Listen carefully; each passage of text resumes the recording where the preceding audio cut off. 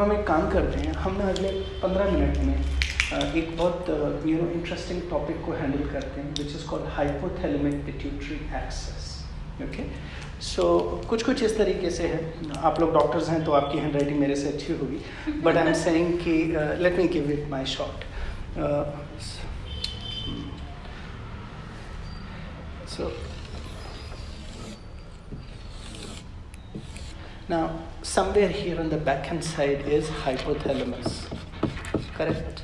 इसके नीचे pituitary gland है जिसके दो lobes हैं. This is the posterior lobe, this is anterior lobe, correct? अभी ये pituitary gland है, this is endocrine gland, which means one gland will release a hormone which will prompt another gland to release another hormone, and release of these two hormones will lead to the third right action जिससे काम बनेगा, correct? So, और इनको control करता है commandment says like hypothalamus control का, that's why it is called master regulator. It's like कि property आपके नाम पर है but power of attorney किसी और सज्जन के हाथ में, अब कंट्रोल उसके हाथ में. Okay. That's why हम इसे मास्टर ग्लैंड कहते हैं ना, because ये पूरा बॉडी का हार्मोनल सिस्टम जो है वो कंट्रोल करता है. Absolutely. तो अभी क्योंकि ये दो लोब्स हैं, दोनों लोब्स में कुछ ना कुछ ग्लैंड्स कनेक्टेड हैं. जैसे कि राइट हैंड साइड पे जो कि पोस्टीरियर लोब है, यहाँ पे एल्ड्रोस्टेन ड्यूरेक्टिक्स ग्लैंड, विच मीन्स वो ग्लैंड जो कि पीइंग यूरिनेशन करने की ड्यूरेक्टिक्स को कंट्रोल करता है, वाटर रिटेंशन को कंट्रोल करता है. ओके, और यहाँ पर भी डिफरेंट ग्लैंड्स हैं. अभी ये हाइपोथैलेमस इन दोनों लोब्स को डिफरेंट तरीके से कंट्रोल करता है. एग्जाम्पल, द कंट्रोल मैकेनिज्म और the communication mechanism of the hypothalamus to the posterior lobe is through a nerve. So it's very fast, बड़ी जल्दी से वो कंट्रोल करता है. And the communication of hypothalamus to the anterior lobe is through a blood vessel. Okay. Blood vessel, which means रक्त वाहिनी. उसके अंदर जो कुछ हो रहा होगा उससे वो कंट्रोल करेगा. ओके, लाइक एंटीरियर लोब में मोटे 5 की हॉर्मोन्स कनेक्टेड होते हैं, ग्लैंड्स कनेक्टेड होते हैं. एक होता है ग्रोथ हार्मोन कनेक्टेड होता है, दूसरा थायराइड, तीसरा प्रोलैक्टिन, चौथा adrenal cortico gland, and the fifth is gonadotrophin, GNDH. ठीक है, ओके, गुड. नाउ सो अभी ग्रोथ हार्मोन जो कि आपकी ग्रोथ से रिलेटेड है, थायराइड जो कि मेटाबॉलिक रेट को कंट्रोल करता है, prolactin which is more to do with the lactation series, adrenal cortico जो कि एड्रीनल कॉर्टिको ग्लैंड्स को कंट्रोल करता है. ये जनरली क्या होता है, समझ लीजिए ये आपकी 2 किडनीज हैं, इनके ऊपर ग्लैंड होता है एड्रीनल ग्लैंड, इनको कंट्रोल करता है एड्रीनल कॉर्टिकोट्रोफिक ग्लैंड, करेक्ट? ये इनको कंट्रोल करता है. और जो लास्ट है वो GNDH जो कि गैनोड्रोफिन, टेक्निकली सेक्स हार्मोन्स. यहाँ पे 2 और हार्मोन्स होते हैं, एक होता है FSH फॉलिकल स्टिमुलेटिंग हार्मोन, और दूसरा होता है ल्यूटिनाइजिंग हार्मोन, करेक्ट? ओके, ये मैं स्टोरी क्यों बता रहा हूँ? स्टोरी इसलिए बता रहा हूँ कि ये जितने जो ग्लैंड्स हैं, इनको जो कमांडमेंट मिलेगी वो इस ब्लड वेसल से मिलेगी. ठीक है, तो अभी वेरी इंपॉर्टेंट है ये समझना कि इस ब्लड वेसल में क्या है. जैसे कि सपोज ये ब्लड वेसल है और इसके अंदर क्या है, बहुत सारी चीज़ें हैं. वन ऑफ द थिंग जो कि सबसे ज़्यादा विच is called glucose, GL glucose. ठीक है, अभी ग्लूकोज है तो उसकी रेंज होगी 80 to 120, करेक्ट? अभी होता क्या है कि ब्लड वेसल के अंदर ग्लूकोज है और हमारे शरीर में 2 जोन्स हैं. One is called the eating zone, another is the non eating / fasting zone, correct? So या तो हम खा रहे हैं या नहीं खा रहे हैं. Like half an hour back they shit me a cup of coffee, so what would have happened, मेरा ग्लूकोज का लेवल बढ़ा होगा, राइट? तो जब तक वो इस रेंज के बीच में है सब कुछ ठीक ठाक है. जैसे ही इस रेंज से ऊपर गया, अब मैं हाइपरग्लाइसेमिक जोन में आ गया, विच मीन्स इस ब्लड वेसल में, इस रक्त वाहिनी में ग्लूकोज का लेवल बढ़ा. तो जब बढ़ता है तो हाइपोथैलेमस के पास एक मैसेज आता है कि सुनो, चीनी का लेवल बढ़ गया, कुछ तो करो, राइट। सो जब इसको कम्युनिकेशन मिलता है, व्हाट्सएप कॉल जाती है कि भाई साहब चीनी का लेवल बढ़ गया, तो ये क्या करता है, ये एक और व्हाट्सएप कॉल मारता है पेनक्रियाज को कि भाई साहब आप कुछ काम पे लगो, और पेनक्रियाज एक हार्मोन रिलीज करता है, IRH, इंसुलिन रिलीजिंग हार्मोन। इसका काम क्या है कि इस ब्लड वेसल में से जाके ग्लूकोज को आउट करता है, ठीक है। हमने खाया, इस रेंज को ब्रेक करके ऊपर गए, एग्जाम्पल ग्लूकोज का लेवल 180 पहुंच गया, सो ये रेंज से मोटा मोटा 60 यूनिट्स ऊपर है। तो अभी रेंज में लाने के लिए इसको एक ही काम करना है कि इंसुलिन को यूज़ करके ग्लूकोज को बाहर निकालना है, और एक काइंड ऑफ एक डब्बी के अंदर ये जो एक्स्ट्रा 60 ग्राम्स है उसको निकाल के दे देना, ये लो भाई साहब मैंने आपकी चीनी निकाल के रख दी, ठीक है। इसका यही काम है। अभी फनी थिंग इज कि हमारे यहाँ पे कोई टैप्स थोड़ी लगे पड़े हैं कि ये निकल गई और यहाँ से लो जी 60 यूनिट्स निकल गई और हम कंफर्ट में आ गए। आई विश कि कोई टूटी होती जिसमें से निकल जाता, कंटा ही खत्म है ना, यहाँ से निकला सड़क गया।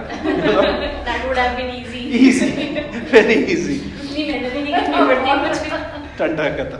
The funny thing is, body इतनी स्मार्ट है, वो कहता है मैंने ब्लड वेसल में से ग्लूकोज निकाल के रख दिया, अब आप इसे अप्रोप्रिएट करो। तो हाइपोथैलेमस ब्रेन आपको 4 ऑप्शंस देता है।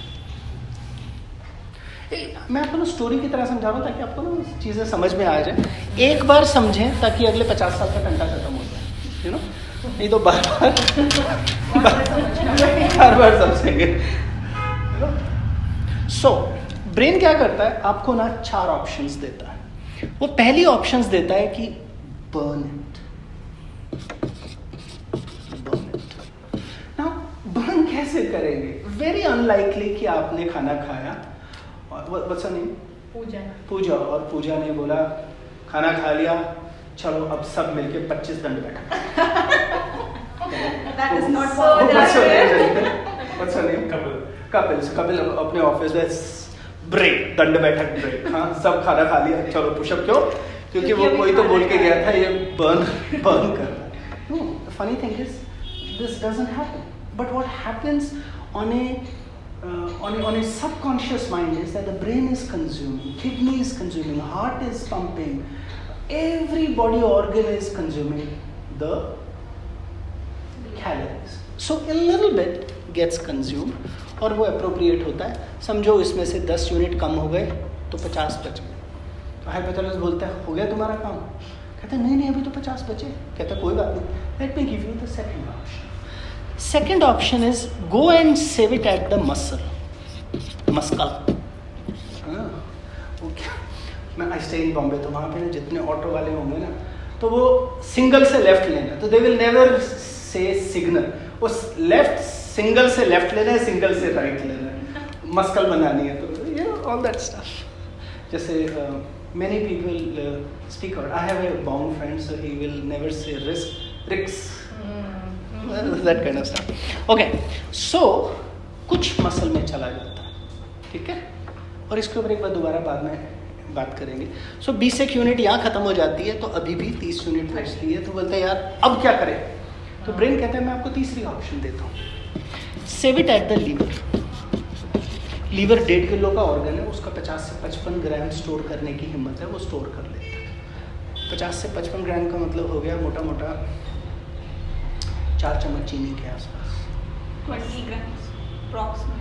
मेरे को लगता है हाँ उससे ज़्यादा ही होती होगी, हमारा वो टीस्पून में 7-8 ग्राम चला जाता है, बस इतना ही। आपको क्या लगा, आपने आधा लड्डू खाया, ठंडा खत्म, उसमें हो गया 50 ग्राम। हाँ एग्री। अभी बोलता है लीवर ने भी हाथ खड़े कर दिए, तो अब बोलता है चौथा ऑप्शन, करेक्ट, बिल्कुल सही बोला, ये विसरल फैट में जाके स्टोर हो गया, और ये चारों ऑप्शंस आपने एग्जीक्यूट कर ली, और ये पूरा का पूरा जो ग्लूकोज जो एक्स्ट्रा था वो अप्रोप्रिएट हो गया, और बॉडी में बिल्कुल शांत जोन में, कहता पीसफुल है, मैं पीस। होता क्या है, 3.5 घंटे बाद दोबारा व्हाट्सएप कॉल जाती है, भाई साहब अब कांड हो गया, पहले ग्लूकोज का लेवल बढ़ा था, अब ग्लूकोज का लेवल क्रैश हो गया, that is called sugar crash, so now it has gone beyond the 80 levels.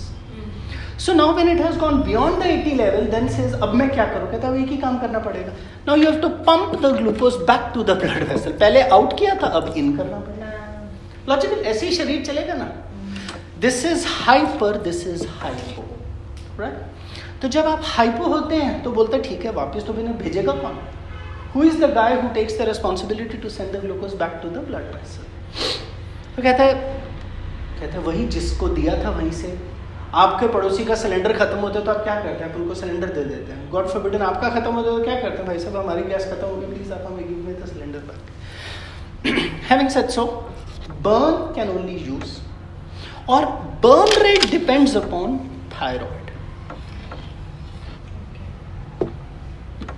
function, correct? So God forbidden अगर आपका thyroid function की वाट लगी पड़ी है तो आपका burn rate will be obnoxiously low. Which means ये कम से कम कंज्यूम करेगा. जितना कंज्यूम कम होगा उतना लोड नीचे की तरफ जाएगा. ठीक है, तो अभी बर्न तो कहते हैं मेरा काम तो सिर्फ निकालना भाई साहब, मैं दे नहीं सकता. वन वे स्ट्रीट है. Muscle is that part of your body जो उसका पास सबसे ज्यादा एक्सेस है बॉडी का, प्लस इसकी कैपेसिटी आप बढ़ा भी सकते हो. हाउएवर मसल बोलती है sorry I can not give because मैंने स्टोर नहीं किया. कहते क्यों नहीं स्टोर किया था? 3 घंटे पहले भेजा तो था. कहते आपने भेजा तो मैंने नहीं स्टोर किया. क्यों? Because of 2 reasons. पोटाशियम और सिलीनियम की कमी है. दूसरा, I was going through muscle atrophy. What it means is कि अगर मसल एंगेज ही नहीं है तो बेचारी स्टोर क्या करेगी? नेट मसल भी हाथ खड़े कर देती है. कहते अब मैं क्या करूँ? दो. कहते मैं आपकी हेल्प करती हूँ ना. Go to the liver. He is a very docile guy. He has a capacity to store and he, trust me, he would have definitely stored it. He will come to your rescue. तो WhatsApp call जाती है liver के पास. कहते हैं यार you have been so much recommended. Why don't you give me the glucose? कहते हैं helpful. कहते हैं मैं भी नहीं दे सकता. Why? Because liver is fatty. Liver receptors are clogged. कभी आप अपने लिवर को खुद पाल्पेट करके चेक करेंगे तो भी आपको पता चलेगा that your liver is fatty और नॉट, बिकॉज वो फैटी होगा ही होगा. And this is a fact actually. और उसका सबसे बड़ा रीजन है air pollution. You will be surprised. अब बताओ, खाने को तो कंट्रोल कर लिया, ऑर्गेनिक ले, हवा कहाँ से ऑर्गेनिक ले? आप वही ना, आप एयर वाटर तो कंट्रोल नहीं कर सकते, आप फूड कंट्रोल कर सकते हो, राइट? लेकिन जो एयर और वाटर है उसके तो आप कांटेक्ट में आ ही रहे हो बार बार और आपको पता ही नहीं है कि आपकी बॉडी में जो प्रॉब्लम्स है उनका रीजन ये भी हो सकता है. The biggest contributor for fatty liver is air. तो मॉर्निंग वॉक से ठीक हो. आप कोई ऐसा विंडो ढूंढो जिसमें पॉल्यूशन सबसे कम हो.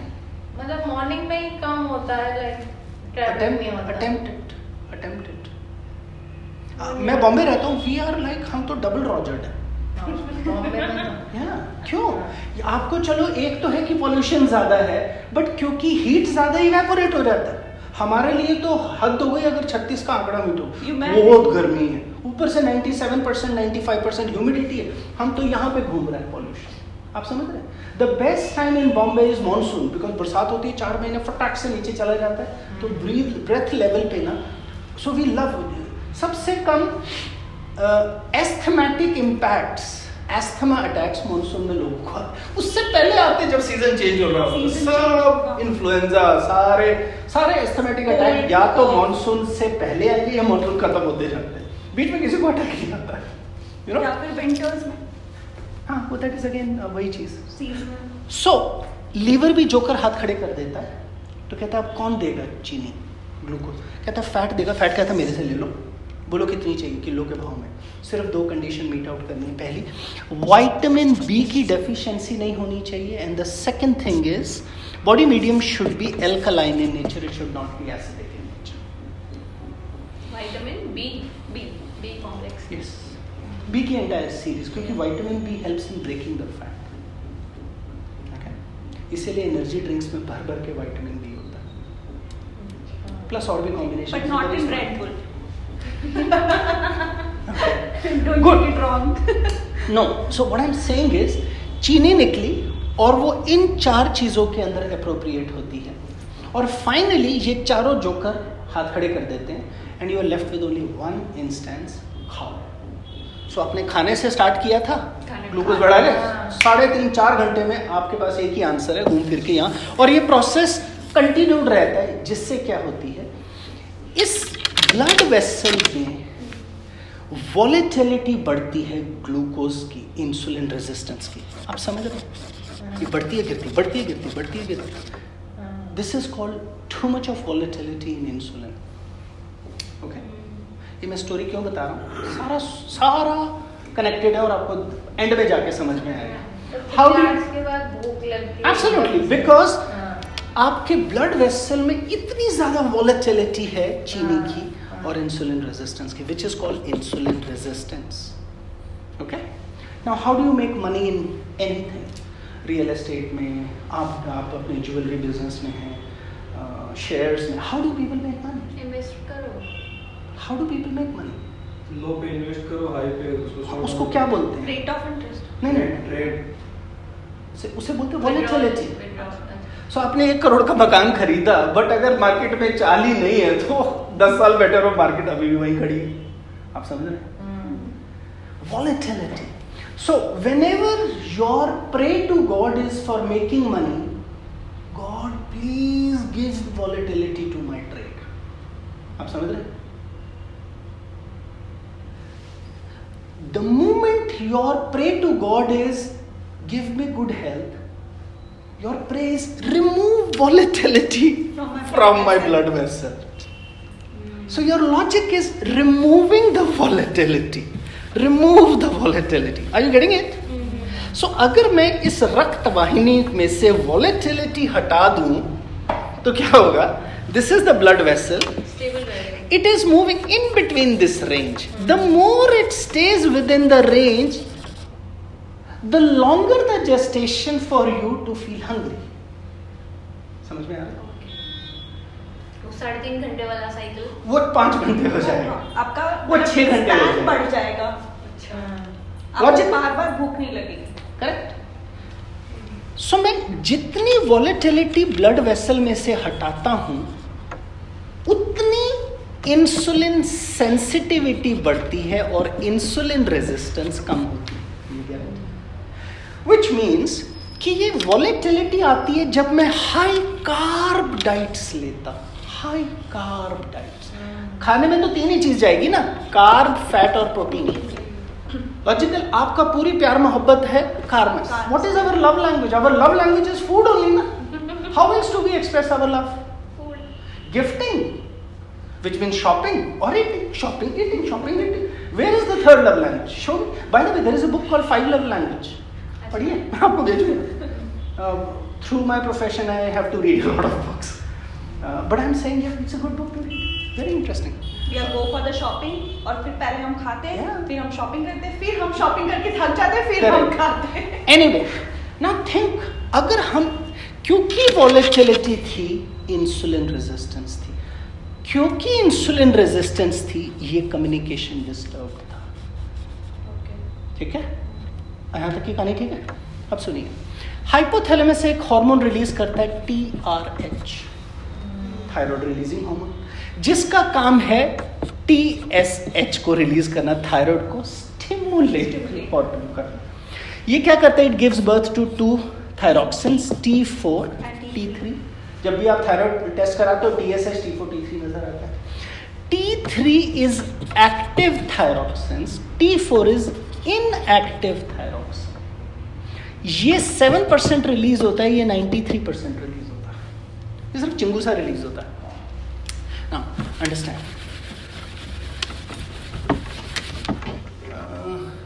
ये आपका सेल है और इसके अंदर न्यूक्लियस है और इसके अंदर डीएनए है और इसके अंदर सिर्फ T3 रिसेप्टर्स होते हैं, T4 रिसेप्टर्स नहीं होते हैं। और इस डीएनए को चेंज करना है, यही जाके आपका मेटाबॉलिक रेट चेंज करेगा, टेम्परेचर चेंज करेगा, सेक्स ड्राइव चेंज करेगा, मूड स्विंग, सब कुछ इसी ने पूरा कहानी करनी है। बट इसको T3 चाहिए। T3 है चिंगूसा। तो शरीर क्या करता है? T4 को T3 में कन्वर्ट करता है। ये कन्वर्जन 80% लीवर करता है और 20% गट बैक्टीरिया करता है। फनी थिंग, लीवर तो फैटी था,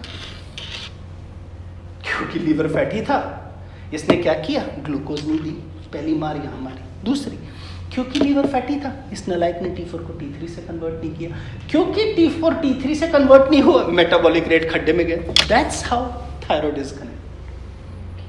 ओके, और सुनो, फूड में ये 3 चीजें होती हैं, कार्ब, फैट, प्रोटीन। कार्ब तो सलाइवा तोड़ देता है, जो प्रोटीन होता है उसको HCl तोड़ता है डाइजेस्टिव ट्रैक्ट में जाके। फैट को तोड़ने के लिए बाइल जूस चाहिए होता है, और bile juice is produced by liver and controlled by gall bladder. So गलती से अगर किसी का गॉल ब्लैडर नहीं है तो वो फैट प्रोड्यूस करेगा। इसलिए जब भी गैस्ट्रोएंटेरोलॉजिस्ट जब भी बोलता है भाई जब तेरा मैं गॉल ब्लैडर निकालूं please control the fat, but वो जेंटलमैन कभी बताता नहीं है कि ये प्रोड्यूस क्यों हो रहा है। जनरली जो गैस्ट्रोएंटेरोलॉजिस्ट होती है ना, वो गॉल ब्लैडर अगर रिमूव करेंगे ना तो वो सिर्फ ये बोलेंगे कि अच्छा हाई फाइबर डाइट लेना, हाई प्रोटीन डाइट लेना, ठीक है, उसके अलावा सब इजी है, बट स्टिल डाइजेशन इश्यूज होते हैं, क्योंकि ना बहुत सारे पेशेंट्स ऐसे मैंने देखे। बट अगर आप उनको रूट कॉज नहीं बताएंगे कि it is also very important, तो patient never understand this thing और वो हमेशा बेचारा चक्कर ही खाता रहे। तो आपका each and every organ of your body, चाहे वो स्मॉल ही है ना, लेकिन वो सब इम्पॉर्टेंट है। तो take care of your body always, ठीक है। सो लीवर आपको 3 जगह मार रहा है। सेम लीवर ने ग्लूकोज का इम्पैक्ट किया, सेम लीवर ने आपके थायराइड की वाट लगाई, ठीक है। अब सुनिए, ये क्योंकि ये इंसुलिन रेजिस्टेंस थी, ये फॉलिकल्स, ये ना GnDH में 2 हार्मोन है, फॉलिकल स्टिमुलेटिंग हार्मोन है, दूसरा ल्यूटिनाइजिंग हार्मोन। फॉलिकल स्टिमुलेशन का काम तब आएगा जब आपके ना when you are not in a position to conceive because of spermatogenesis and follicles ही नहीं है, follicles means convert नहीं हो रहे हैं। luteinizing hormone is the one which controls the periods। क्योंकि ये इंसुलिन रेजिस्टेंस है इसीलिए luteinizing hormone impacted है। ना मेरा कहने का मतलब क्या है, the moment you change your insulin sensitivity, आप यहाँ काम ठीक करते हो, थायराइड ठीक करते हो, एड्रीनल कॉर्टिको ठीक करते हो। एड्रीनल कॉर्टिको है जो कि लीवर, जो किडनी से ऊपर है, जो कि सारे इमोशंस को हैंडल करता है। So whenever you have an issue pertaining to thinking, emotion, feeling happy, sad, agitated, cortisol, stress, anxiety, motivation, depression, जितने फीलिंग वाले फैक्टर्स हैं ना, मूड स्विंग्स, एड्रीनल कॉर्टिको। और सुनिए, androgens, so which means you will have high androgens level, high estrogens level and high androgens level. So specifically in terms of the women, they will experience hair growth. If you have high androgens means the male hormones. Absolutely. That's how this is impacting. So diabetes क्यों है? Because there is too much of volatility in your blood vessel. Too much. 2 reason actually. Code क्या है? Code ये है, ये मेरे को लग रहा है मैं ज्यादा लिख रहा हूँ या ये छोटा है।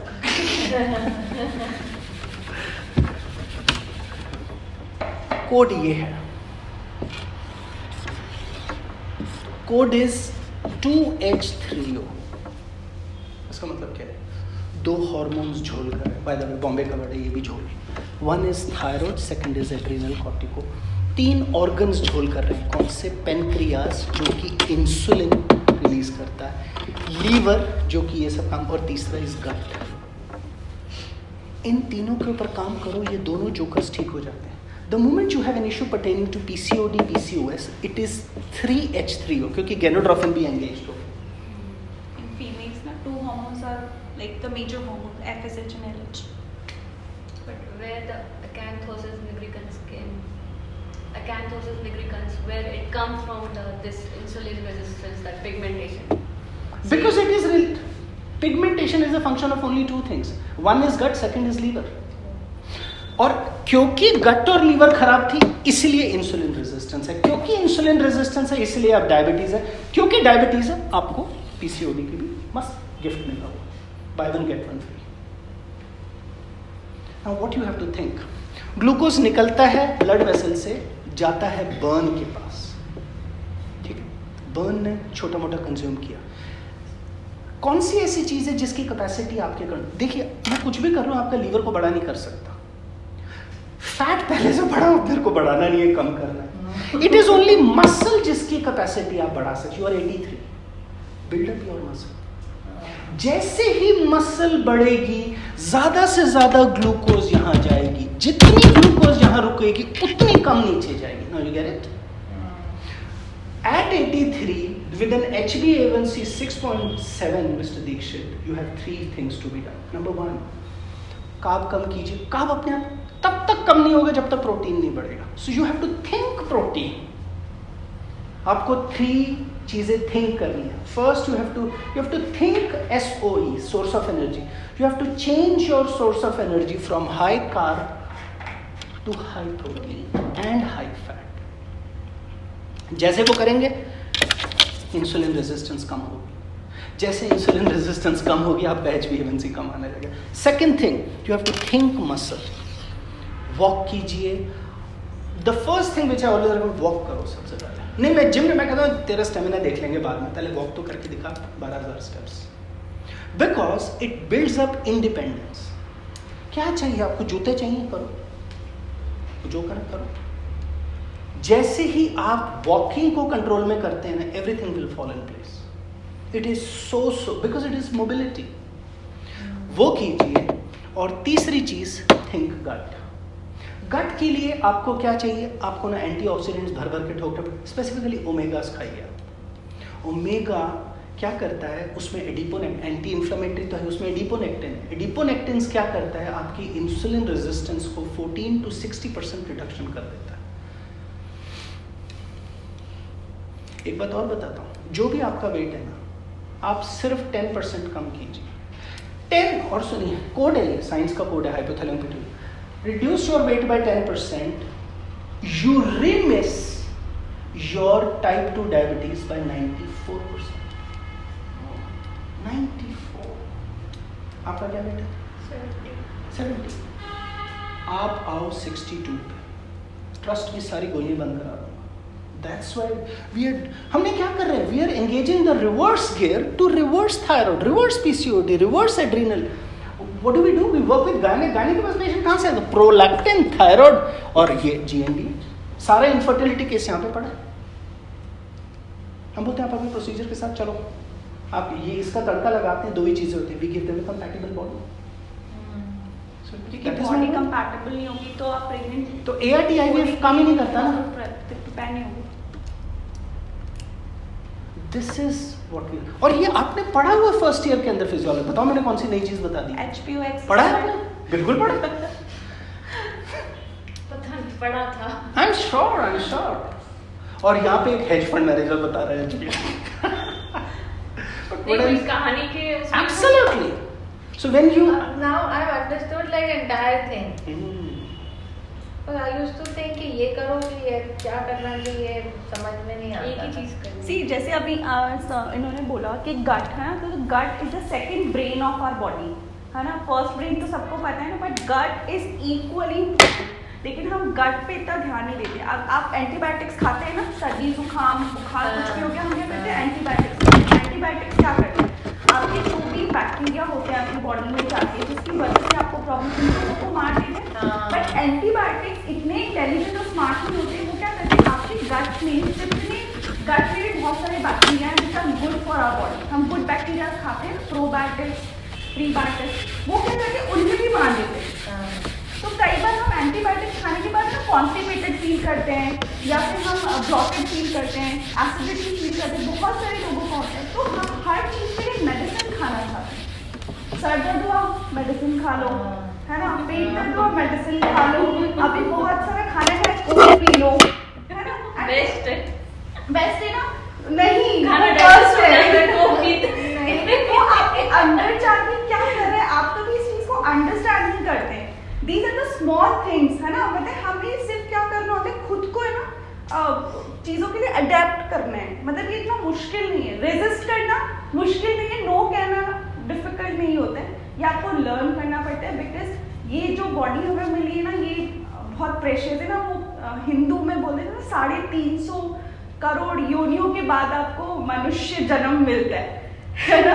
तो इसे वेस्ट मत कीजिए, है ना। अभी से आप ध्यान, आप सब खाइए, सब चीज़ें खाइए, है ना, बट सही तरीके से खाइए, अपनी गट का हेल्थ रखिए। जैसे आज मैंने मुझसे पूछा था कि there are 3 wake up calls. First wake up call कि जैसे ऐसे होता है कि the moment I open my eyes ना, I need to go to the bathroom and I clear my all the system and I feel fresh.